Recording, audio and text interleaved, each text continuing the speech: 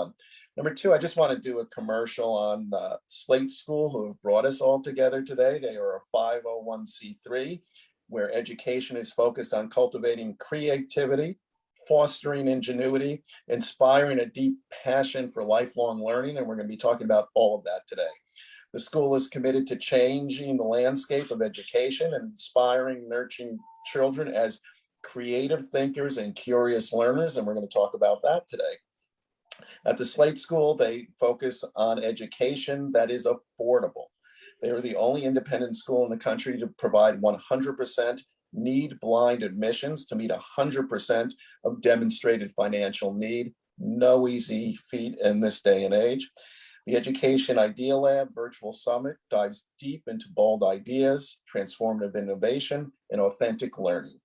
Because we are committed, or they are committed, to ensuring that tools and resources available worldwide, all Education Idea Lab programs, including the virtual summit, are free. And to Julie Moncastle, we are indebted. We are indebted. We have an incredible group of panelists today, and we're going to begin by speaking to each panelist just to introduce themselves. These will be brief introductions where they'll give you their name and their title. And they're also going to answer a question that I've asked each of them, which is, as they do their name and title, tell us something about their passion and or purpose. And we're just going to go alphabetical by last name. So Sanjiv, it is a pleasure to be here with you today. And if you can give a brief introduction and give us a hint of a passion or purpose in your life. So Mark, thank you very much. Everyone, I'm totally honored and humbled to be part of this elite group. My name is Sanjiv Chopra. I'm a professor of medicine at Harvard Medical School. I'm also an author and a speaker. My passion, my purpose is the following: to fulfill my dharma. Dharma is a Sanskrit word which incorporates vocation, moral compass, authenticity, and truth. So my purpose in life is to fulfill my dharma, to teach medicine, to teach about happiness, to teach about leadership, to do it grounded in humility and with an ardent desire to learn every single day, to celebrate with gratitude my family, my friends, my colleagues, my students, and my patients who inspire me in countless ways, and in some small measure, inspire everyone I meet on this amazing life journey.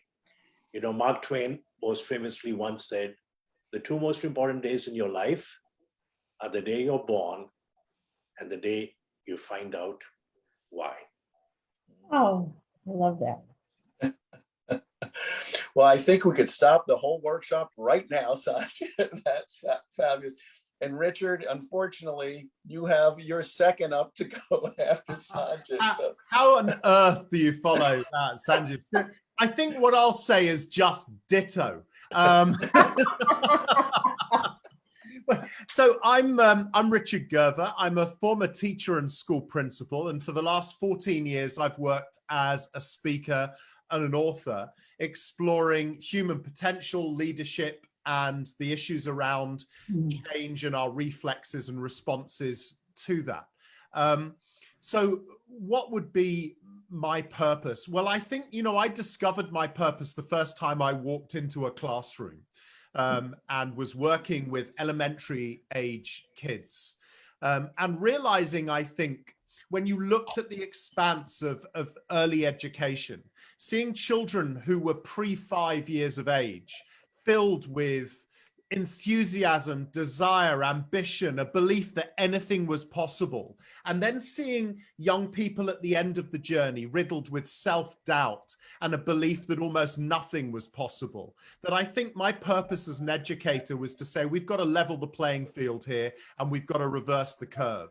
And actually, we've got to keep the childlike enthusiasm of children under 5 alive and breathing, not just in students up to the age of 18 or 21, but until the day we shuffle off the mortal coil. And so I think for me, the best way I can embody that passion and belief is in 3 words: a custodian of the celebration of living life, learning and laughing. Beautiful. Beautiful. I am so glad I don't have to do an intro the way you guys have. And Roberta, sorry, but you're up next. I know. And I don't have a slogan or a logo or anything to give you. I just have me.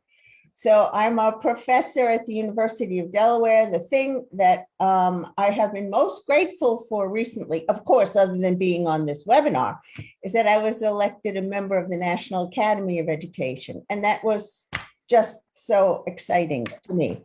Thanks.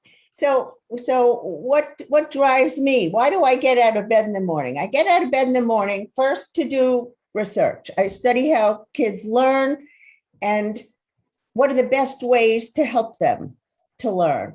Secondly, I'm out of the lab into the world, creating things in the world that will help children and families interact in the most natural and fun ways, and yet spur their development. I am referring to Playful Learning Landscapes, which is a project that we started in Philadelphia in the United States, and which is now moving around the world, where we put in installations with the community. We don't just put it in. We put in installations in communities where children and parents can go, and we study what happens when they go to these installations. And of course, they engage in a lot more talk. And guess what? Language is where it's at for children's learning. We have research that shows language in kindergarten predicts how they do in school in 3rd and 5th grade. It's even better than predicting reading if you measure reading in kindergarten. It's unbelievable how powerful language is. So I'm bringing that out into the world in Playful Learning Landscapes, and we're also starting a new venture called the Ultimate Playbook for Reimagining Education. We're already in some schools, and we're bringing our 6 C's, which came out in our last book called Becoming Brilliant, What Science Tells Us About Raising Successful Children, because clearly what we're doing in education in the United States is not working. No Child Left Behind didn't work. Every Student Succeeds Act is also falling short, if you look at the numbers in terms of achievement. We want to change what happens. We want to empower teachers to co-design what they do, to build on their strengths, and to encourage children to have agency in their own learning. We know from the research that we have already done with schools in Michigan that it makes a difference. In addition to my professional pursuits, I want to become a really good tennis player. And I thought it would be important to mention that, since I played from 7 to 8 this morning. And if I fall asleep, you'll know why. Yeah. Well, so Roberta, I think it's also true that if you look up the word passion in the dictionary, there's a picture of you, which is good. Okay, Brian, you're up next. Thanks so much. I apologize that I only have my picture up. I am actually traveling between cities to go fulfill an academic requirement. So, you know, it's interesting. I'm a professor by day, and I'm a builder by other days. I'm passionate about teaching. I teach international education policy at Vanderbilt. I teach global health leadership and management at the University Medical Center. I love doing both of those. I also love building things to the point of creativity. I like building log cabins, and I like building apartment buildings, and I do both with a passion. I think in most of my professional life, which is as a professor, I think that the most difficult thing these days is to be, and where I find a great deal of my passion is in truth telling. I believe that a lot of the research that we do is garbage. Let me just be honest. Faculty have our biases. And honestly, the credibility of a lot of the research that comes out of higher education these days in a publish or perish mode is dubious. And I think the public has caught on to that. At the same time, I think the public is often dishonest about the potential of academic research. And so I find my passion as a translator between the two. What policy matters. For whom, under what conditions, and how generalizable are these things?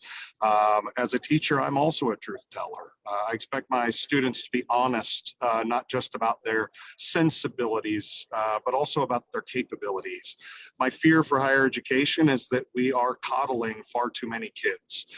They have very little idea of what it means to actually struggle with real world issues. And we somehow have lost the ability to dialogue honestly about developing real capabilities, real hard skills. And so I spend a good bit of my time in that space, trying to navigate these very difficult conversations. Amen, Brian. And if time permits, I'm going to circle back on some of that sensibility, capability. I am not an educator, and working in the private sector, that's something that gets grappled with all the time. So it's terrific. The other thing, Roberta, there's just in the Q&A, there's somebody asking if you could send a link on some of your work there. So Sure, you may I'm want happy to. I'm happy to, and I wish I could fight with Brian. well, there may be time for that today, so which is good, which is terrific. Lisa, please, your introduction and your purpose and passion. Sure. Well, first of all, I just want to say this might be the most dynamic and exciting rounds of introductions I think I've been in a Zoom call. So thank you. I'm really excited to hear from everybody. But my name is Lisa Russell. I'm calling from Mombasa, Kenya. I decided to do a swerve from COVID and stay in East Africa since I was here when COVID first hit. But I am an award-winning, Emmy-winning filmmaker. I'm a screenwriter, I'm an arts curator, and I'm a founder of Create 2030, which is about engaging artists in the Sustainable Development Goals. I didn't go to film school, I'm self-taught. I have a master's in public health. And during my work in Kosovo and Albania in 1999, I kind of had an experience where I really found the power of storytelling and arts in development. And so I would say my passion and purpose, specifically as it relates to education, is that I've basically been doing the exact same thing for like 15 to 8 years. So I think that is a testimony to my passion, but I'm really trying to responsibly engage artists and creatives in the work of the United Nations. And that requires both educating artists who speak a very different language, have a very different lifestyle, live, survive differently, but are incredible creative thinkers and problem solvers, how to work in a policy and program space. And then likewise, how to teach policy and program people how to responsibly work with artists. And so this year, for those of you who kind of follow arts and development, the UN declared 2021 as the International Year of Creative Economy for Sustainable Development. And so I have a lot to say on that sort of arts and creativity and sustainability. So thanks for having me. Fabulous. And Lisa, we're so thrilled that you're here with all of your experiences. An eye for storytelling and policy, which is just a fabulous and very strong combination. Let's speak for just a couple of minutes here about today's title, because I am so, and by the way, for those of you who are looking for Roberta's links, she has put them into the chat, so you can find them there. I'm so fascinated by the title, and the Slate School does such a great job of this, The Learning Journey to Passion and Purpose. And I'm going to kind of break it up into two pieces. We're going to start with the learning journey. And again, here's somebody at the Slate School that, understands what the learning journey is all about. And I was fascinated when Richard talked about that, that childlike enthusiasm that people have. And before we went live, I was telling some of the panelists, 8 weeks ago, I became a grandpa for the first time. And yes, it is the most beautiful baby in the world, just saying. But what I find fascinating is I've watched this newborn go from newborn to infant. And I've watched the eyes open and take the world in. And now the smiling, the cooing. And I was brought back even to thinking about my children now in their 30s, but that period of newborn to infant to toddler, right, to preschool, to elementary school, and it was like the world is their oyster, and it's all of this growth. And then I juxtaposed to time over my career. I remember I was running a certain section of the organization, the March of Dimes, and I was going to a national training session. And there was a colleague of mine I was going with, and she said, "Oh, I hate going to these things. I never learn anything." And I remember saying at the time, "Oh my goodness. Oh, I always learn." And I said, "Yeah, some workshops are better than others, and some presenters are better than others, but you always come away learning." And I remember she loved to travel, my colleague, and she always talked passionately about her travel. And I said, you need to think about this like you land in a new country. What are all the things you can observe and learn and experience, and the richness of that? And I say that because that learning journey, I think for way too many, stops somewhere. Where, I'm going to leave to the educators to tell us here, but stops somewhere. But so today is about the journey, right? And then I want to talk, and the other part of this is passion and purpose. And Roberta, well, go ahead, Roberta. Shoot. So you've just had a grandchild, and you've just talked about this journey. And because I also study infants, I have to tell you, it's amazing. And no one should think of babies as vegetables, because through the research that we do in the lab, we have been able to discover that babies, for example, can discriminate between a face-like configuration and an upside down one while in the womb. They can learn stories and songs in the womb, which they can demonstrate when they come out. They recognize their mother's voice over strange females. They recognize the sounds of all the world's languages. That's not minor. And then they lose the ones that they're not exposed to between 8 and 10 months of age. They are working on language, on causation, on learning about the world from the get-go, and to some extent, even in the womb. So, Mark, that baby needs you to talk with it, to make eye contact. I'm sorry, I called it an it. It's a male. With him. And to engage with him en face from day one. And you will form a relationship with this baby. And if you give the baby room to respond, the baby will go back and forth with you. What I love make about a quick these, comment on learning. There's a wonderful quote by Mahatma Gandhi, who once said, "Live as though you were going to die tomorrow. Learn as if you were going to live forever." Now, there's also, you're in the Alzheimer's space. What can we do to mitigate our risk of developing Alzheimer's? There are very few things. One of them is physical exercise. The second could well be coffee. The third could be meditation. Yeah. The fourth, though, is learning something new. Again, back to learning, right? If you keep playing chess or Sudoku or doing crossword puzzles, you'll get better. But if you learn something new, could be ballroom dancing, a new language, it mitigates the risk of developing Alzheimer's. So, Sanjiv, I can tell you in the latest research now, that's probably the biggest driver of the preventable actions you can take is continuing to learn. And I think, well, we'll spend some time as we go through, and I'll go back to what Richard said, that how do we continue to take that childlike enthusiasm? And trust me, Roberta, you're again proof of I get more out of these workshops that we do than I ever put into it. So thank you. I have a lot. I'm talking to my daughter and son-in-law and wife about tonight, which is good. Passion and purpose. There are times when I'm really trying to figure something out, I get literal and I go to the dictionary. And, in the dictionary, passion's a really interesting word because it definitions talk about a strong, barely controllable emotion. And it even gets biblical on passion, and it goes into suffering. And anybody who's worked, I always say this, anybody who works in a nonprofit environment, all we're trying to all do is save the world, right?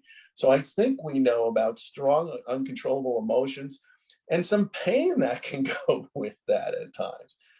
And then there's purpose. And there's purpose as a noun, and that's the reason why we do something. But for the purpose of this workshop, the learning journey to passion and purpose, I like the verb. And the verb on purpose is have as one's intention, right? So this kind of uncontrollable emotion, having as one's intention. And so to kick this officially off, Sanjiv, and the other piece I will say to you all, full disclosure, my default is to leadership at all times, particularly around learning and how this relates to leadership. And I think the folks who are on today, we're all in these leadership positions. So how do we stay continuous learners, but practically put it back into what we're trying to accomplish? So I'll default to leadership on some of these questions because, Sanjiv, I'm going to say from a leadership perspective, and this is not meant to be a tongue twister, Sanjiv, but can you have passion without purpose? And conversely, can you have purpose without passion? Wow, that's a great question. When I think about passion without purpose, one could have passion for art, one could have passion for golf, one could have passion for drinking a single malt scotch, one could have passion for driving a new car. But is that linked to purpose? Is that going to create happiness? I think those experiences will tend to be ephemeral and give one transient happiness. That is more, if you overdo it, it's hedonism. Yeah, it's all about the self. It's all about the self. It's hedonism. And there's a phenomenon called hedonistic adaptation. You get used to it. I happened to get a new car a week ago. The first day, I love driving it. Today, it's just a car. It's taking me to the pharmacy to get my medications. Wonderful. Flip side, can you have purpose without passion? If you have purpose without passion, I don't think it's authentic purpose. I think that's hollow. That's not going to bring long-lasting results. So Mark, you mentioned leadership as well, and we can talk more about it. But I think for all of these, one has to be authentic. Having an authentic purpose, having authentic and good things you're passionate about. And you have to lead by example. Again, I very quickly tell you a story about Gandhi. He's sitting in his ashram and this woman walks 10 miles from her village in the dust and heat with her 12-year-old son. And she says to Gandhi, Gandhiji, my son worships you. He adores you. He'll do anything for you. Look at him. He's gained a lot of weight. He's eating a lot of sugar. Would you please tell him not to eat sugar? And Gandhi looks up at the boy and the mother and says, come back in a week. So they go away. A week later, they trudge in the heat and dust. Gandhi looks at the boy and he says, son, don't eat sugar. It's not good for your health. And the boy says, Gandhiji, from this moment onwards, I have given up sugar. And he leaves the room. The mother stays behind. She says to Gandhi, Gandhiji, thank you for saying that to my son. But can I ask you a question? We were here a week ago. You could have said the same thing to my son then. And Gandhi whispers into her ear, at that time, I had not given up sugar. Right? You have to lead by example. Love it. I love it. I love it. Sanjiv, thank you. And you think of that passion and purpose. And one of the things I hear you clearly saying, authenticity needs to be your anchor through all of that. Yeah. And not one without the other. And authenticity needs to be your anchor. Fabulous, Sanjiv. Thank you. So Roberta and Brian, going to go kind of to our two academics. Everybody's an academic here, but you get it. And again, this goes through kind of a sphere of leadership. Harvard Business Review, about a decade or so ago, they did an article on leadership and, can leadership be learned? And what they found was about 30% of leadership, if you took courses and or you were learning from a mentor, it could count from anywhere from, combine those two things, 15 to 30% of it. The remaining 70% is all experimental, and that is, or experiential, I'm sorry, which is all diving in on the deep end, figure it out, right? how about these concepts of passion and purpose? Are they innate? Can you learn them? And if you can learn them, how and what are the best ways? So yeah, Roberta, we're going to start with you because I couldn't stop you if I wanted, and that's a good thing. So I have to say that I think passion and purpose are a luxury. And we here are all well-fed and have a roof over our heads and know where our next meal is coming from. And I have to say this to help frame our discussion. Not everyone, right, Lisa, has the luxury to develop passion and purpose. It's like Abraham Maslow's hierarchy of needs.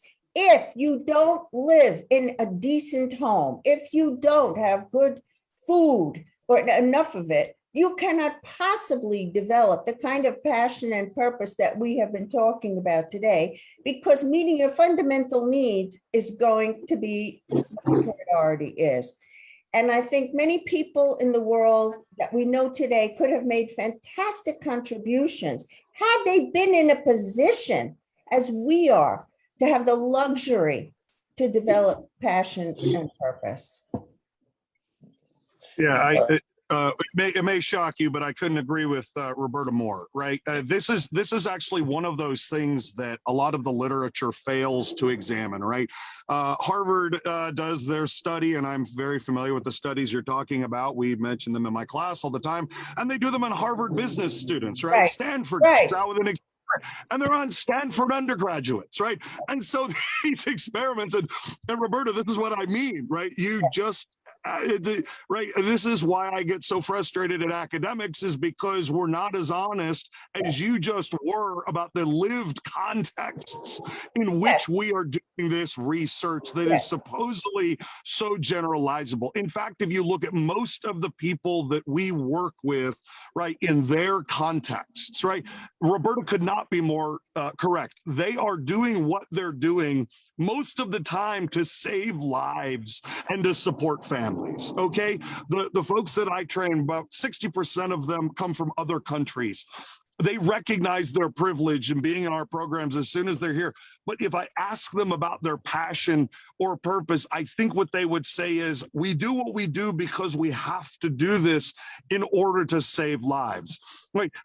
These higher order thinking things that Roberta is talking about and that Sanjiv is talking about, they are in fact luxuries. And unless we start to think that their passion is no different than ours in some sense, which is to make life better for people, right? We're really never going to kind of get it. That being said, very quickly, yes, training matters. Yes, experience matters. The vast majority of that which is learned, which has to do with actually mostly strategic management, can be taught, but it cannot be fully realized until you practice it in the field. Right. And then actually reflect on it and be brutally honest in your self-assessment of whether or not you got it right. So I want to make a quick statement. I totally agree with what you've said, but you can find your passion and purpose in the most dire circumstances. Adversity is a gift. The wound is where the light enters you, according to Rumi. Viktor Frankl's book, Man's Search for Meaning, which he wrote in 9 days. So you can be in the most dire circumstances. You could be poor. You could be struggling for your next meal, but you could still have a passion. And the passion doesn't have to be, or purpose doesn't have to be bold and audacious. I have a friend, lovely friend, live in the next town. I asked her purpose. She said, Sanjiv, my purpose is to be the best mother, grandmother, and friend, and to tend my garden. Beautiful purpose. So we can all have a purpose. Absolutely. I don't disagree with that, but I also believe that Roberta is exactly correct, that the act of sitting around thinking about what your purpose, or the luxury of constructing purpose without just simply having to respond to your immediate context to find it. I think she's absolutely right about that. Yeah. Good. I want to give Lisa a chance to chime in here. Roberta, we're coming back to you. Okay. Lisa, please. Yeah, just to play a devil's advocate. I would say, yeah, just to play devil's advocate, I don't actually agree with that statement. I believe that there are plenty of artists that I know who create art, and that's their passion and their purpose. A lot of the kind of circles of artists I work with are BIPOC artists, people coming from, low income places, and that purpose and that passion is actually what drives them out of certain circumstances. Or there are even artists who will by default fall into poverty, poor health, lack of education, because that purpose and that drive is so strong that dominates sort of their time and what they're doing. And so there are plenty of, I think that might be just in my world, too generalized statement, because there are plenty of people who are not privileged, who use passion and purpose to either pull them out of more difficult circumstances, or again, may default them into situations where they don't have those privileges by choice. So just to balance that, I just wanted to, add a different perspective to it. Good for you, Lisa. Roberta, I'm going to give you a last word here, and I am going to get a little summation of what we just went through, and then I'm going to get us on to the next question. And don't worry, we can come back to all this. Roberta, do you want a last word? So I appreciate the perspective that everyone has voiced about this, but I would give you just a little anecdote.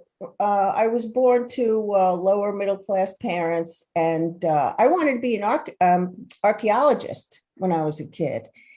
And I had no one around to kind of say, well, this is what you have to do, Now, I'm not complaining. I became a developmental psychologist. I love what I do.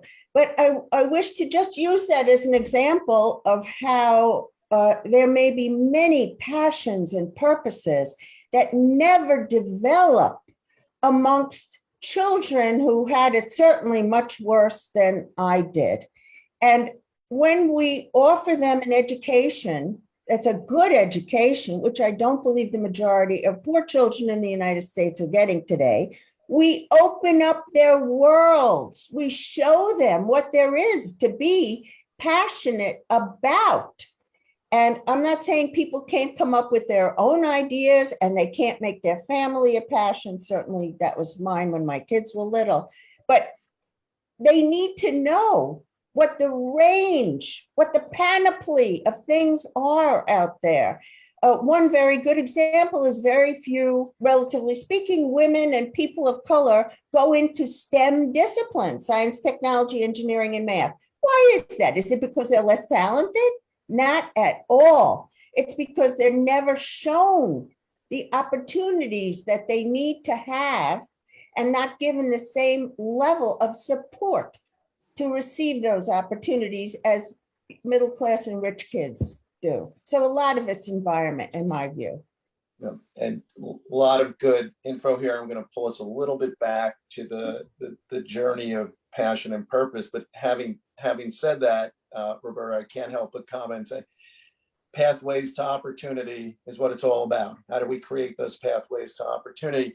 The other thing I want to comment on is Sanjiv said, and I say this more for everybody participating in this day, less about the kind of theoretical writ large and more about the individual and your own journey and passion and purpose. Adversity is a gift. Adversity's a gift. And that takes him, and time permits, Sanjiv, we'll come back to you on the topic I'm about to mention, which is, owning humility helps you see adversity as a gift. But we may touch back on that humility, so just keep it fertile in your mind. Okay, so Richard and Lisa, this next comes to you, and Richard, we'll start it off with you, but learning, passion, and purpose are so aided and embedded by curiosity and imagination. And have the concepts of curiosity and imagination fueled your passion, purpose, and planning? And Lisa, I feel this question is so set up for you, so I'm going to let Richard go first. How's that? Well, wow. First of all, I have never felt a greater sense of imposter syndrome in my entire life than listening to what everyone's been talking about. But a few things, and I think it meshes together from a lot of what people have been saying, really. The first thing is children aren't born feeling impoverished. They're not born thinking they have less entitlement than other children. But that definitely, that awareness, as they become more aware of the world around them, that grows. I think that links, by the way, to the learned experience of the last 16 or 17 months with young children, and actually children of all ages, around what they've lost in the last 16 or 17 months. Because what we've seen, and what annoys me, I don't know if it's the same thing in the States, but it's certainly been over here, the only dialogue really that seems to have hit political traction around the lost learning of children has been around the digital divide.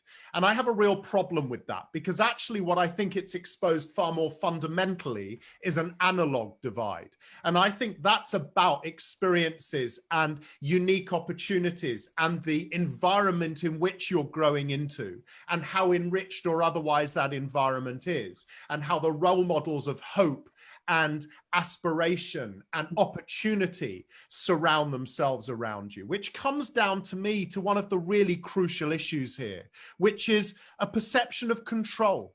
How much control do I actually have over my life? Do I have opportunity? And a lot of our children, of course, in a lot of our environments all over the world, grow to believe they have no perception of control, no opportunity. We've seen that in COVID. We see it in the developing world. And that actually often is where the absence of that curiosity, of that desire to succeed, of the ambition, of the dreaming starts to ferment in young people. We're all born with it. We're all born with that curiosity, the desire to learn, to know, to believe we can try anything, do anything. But then that reality starts to click in. And one of the real challenges for all of us involved in education is, how do we ensure that we don't just use education to sit kids down and tell them, this is what we need to tell you and this is what you need to remember, and then we're going to test you to make sure you've done what we've told you. But how do we actually fire the curiosity of our children by furnishing them with a richness of experience and opportunity?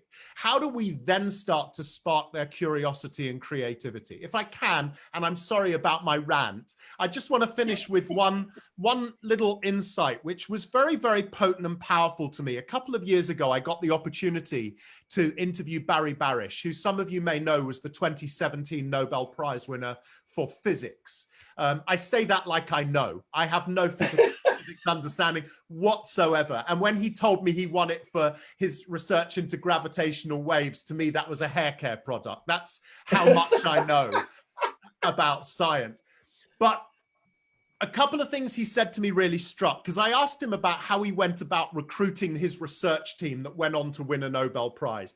And he said, outside of the obvious, Richard, and obviously when people knew we were recruiting, we were bombarded with world-class scientists. He said there were two key caveats to me.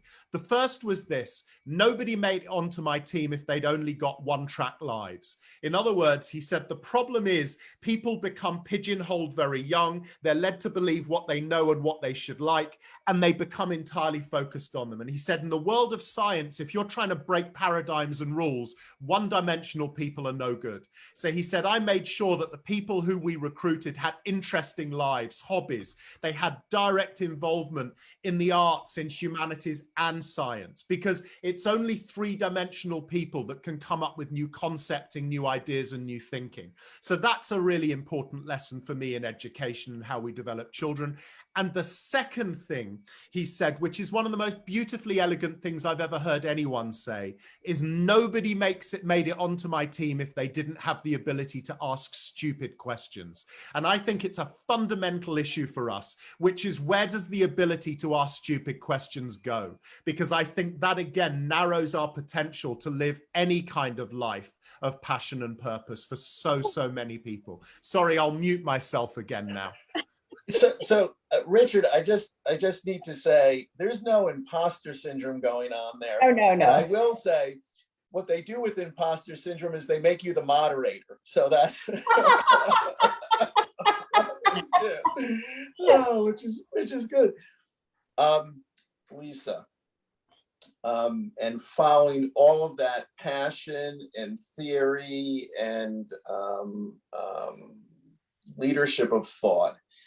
And, then people will look at you and your career, and you've thread the needle on all of this. You've kind of grown up as one thing, started approaching it that way, and you kind of turned the bottle a different direction. You saw it from a different way, and you've been very successful at that. But now you're taking the further leap to kind of, as you were talking about before, integrate this all. It's not just enough to see the problem, but how do you make it cross? So again, these curiosity, imagination. I'd love to hear from you. Really, how did this fuel you along the way to passion and purpose and learning? Yeah, it's an interesting topic. I actually did a TEDx talk on sort of kind of how where I am in life was not really where I probably should have been if a lot of different things didn't happen. So just to quickly give you some background, I came from a family, I had a very difficult childhood. My mother didn't finish the 8th grade. My grandmother lived with us. She was schizophrenic. My father was extremely, extremely abusive, so much so that my mother in the middle of the night took us away from him, and I lived my childhood in hiding. So I was the kid in school that was living under the poverty line. I was the one that had free school lunch and had to eat like government cheese at home. And from a very early age, my mother said something to me, and I swear this is it. And I remember it. I remember exactly what we were doing. But she said, despite our circumstances, you can be and you can do anything that you want. And as an adult, we used to joke. I was like, I must have believed you because I literally think I can do anything. If I don't have the resources, and I can learn it and I can do it. So, but I will piggyback on what Richard said. So what happened with me is my mother was very smart in that she threw me into the arts when I was young. And I think it was a way for me to deal with all the trauma and hardships I was dealing with. So I was in gymnastics, I played piano, I was a dancer, I painted, I drew, and I gathered all these sort of creative skill sets. But then when it was time for me to think about a career, my mother's like, wait a minute, I worked too hard to pull us out of poverty. You're not going to be, you can't be an artist. You have to get a real job. So at that point, I feel like I dabbled in all these different possible vocations, but none of them really gelled for me. It was like, oh, I could be, I worked in a socially conscious PR firm. I was pre-med. I was a science major. I wasn't even in the arts. I was a science major. I wanted to do good in the world. I didn't step on a plane till I was 18. And then once I did, I went crazy. I just wanted to see the world and understand the world. And then I feel like fast forward, I fall into filmmaking because of, these various experiences I shared with you. And then I look back and I say, oh, well, now it all sort of makes sense because to edit, for example, requires pacing. Dancing and playing music help with that. I had to teach myself Avid, which is an industry standard editing program that's very complex. I think being a science major helped me do that. I wanted to do good in the world, so I volunteered in hospitals and I was a pre-med. I wanted to be an ER doctor. So I shoot for the UN. I'm in hospitals where I feel very comfortable talking to both, healthcare workers and patients. And so it all sort of, when I talk to young people and I mentor young people, there are two things that I say oftentimes. The things that were significant to me in defining my career was not a book that I read, wasn't even in a class that I took. It was meeting really inspirational people who were Jonathan Mann, if anybody knows him, who was the first AIDS director. I saw a video with him in 15 minutes. I decided I wanted to get my master's in public health. These women in Kosovo that I had one meeting with changed my mind about being a humanitarian aid worker and wanting to be a storyteller. And so again, I feel like if I were to talk to the educational system, I would say, make sure that you're not telling people what to do, inspire them. The greatest gift I can give to young people who want to be artists, is to live my life and do the best that I can and show them by example, somebody was saying that what is all possible. Because my career path didn't exist when I started it. I made it up. And I partly was able to make it up because I straddled all these different types of worlds. So my curiosity, I think, partly came from being very sheltered as a kid, and then getting that taste of what it's like to have freedom, or that taste of what it's like to experience the world. And then really just being like, I'm a smart kid. I was smart and I was able to do a lot of different things pretty easily. I could have had a million different careers, but I feel like that all my interests kind of gelled into one. And so, yeah, I don't know how to get out of what I'm saying, because I am passionate about what I do. But, I just became a screenwriter. I'm 51. Like, I just became a first-time screenwriter, and I placed in the Academy Nicole Screenwriting Fellowship. Like, I excel at what I do, partly because I had that drive that, I think I also have a fear of commitment, because I can't commit to no one job, no one house, no one location. And I am naturally curious. So I think for me, that's helped define my career path. So yeah. Bravo, Lisa. Hey, Richard, just a quick thing. You were talking about that three-dimensional. I think Lisa's three-dimensional cubed, Yes, yes, yes. For sure. Yes. Everyone thought I was crazy. Everyone thought I was. No.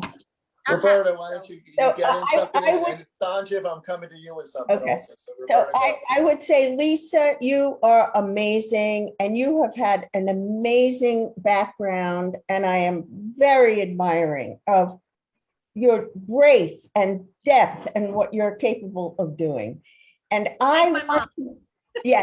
and I want to make it possible for all kids to have the feelings that you do about being able to do virtually anything. And I want to submit that the way me and my team are thinking about education at this time, based in what we have in our book, Becoming Brilliant, and based in the principles of learning that we have extracted from thousands of scientific papers, is the way to go.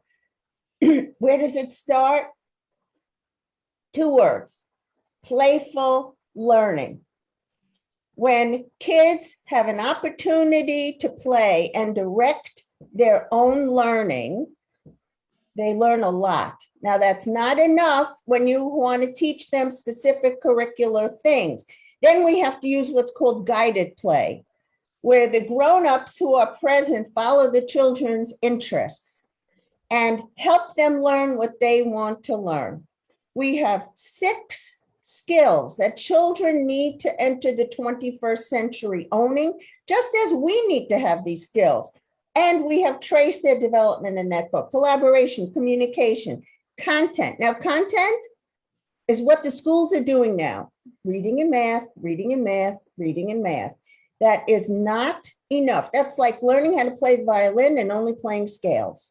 That is not the way to go. That's not going to create the Richards and the Lisas of the world. So content is part of it. Critical thinking, creative innovation, and confidence, learning from your failures. Those particular capabilities, which Brian might argue are not hard enough skills, I would argue, when combined with the hard skills, and I hate the term soft skills, are what will make people effective in the world, and what will make people want to have passion and purpose and have it recognized in them. So we are literally on the verge of working with many schools now to create curricula that teachers co-design, as opposed to receiving it from the top, to help children then learn in a dynamic, exciting, an important way for their future. So they're not just sitting in chairs and filling in bubbles. I will get off my soapbox now. Well, Brian, I got to let you respond to that. So Brian, the floor is yours. Actually, I think that those are some of the critical missing skills, and they can be actually hard skills.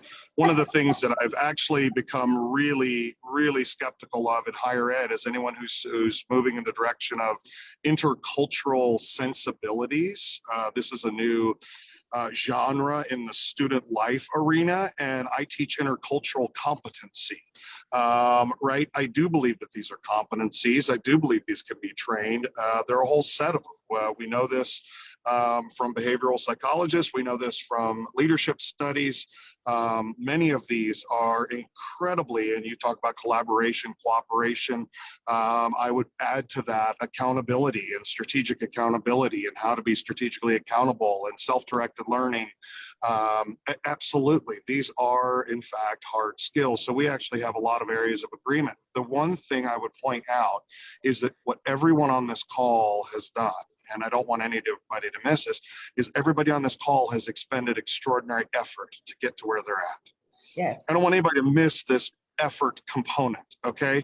And when I look around at what leisure activities are, I don't do them. I don't do social media. I don't watch TV. I don't participate in sports. I'm a big guy. I don't know anything about sports. I read copiously. We all on this call read copiously. We study art. We study music. We study lots of things. But we expend incredible effort to do it. And anybody who's listening to this, if you want to see what the common denominator is, I honestly think it's effort and making the effort continuously. Terrific. Okay, so I'm going to point out a question in the chat to our panelists, and I'm going to ask you if you can go in and see it and answer to it, because I have one last question, and it's going to go to Sanjiv because we have to end here in 3 minutes. But the question in the chat to the panelists is, how do we mitigate change, overcome the empty, invisible knapsack?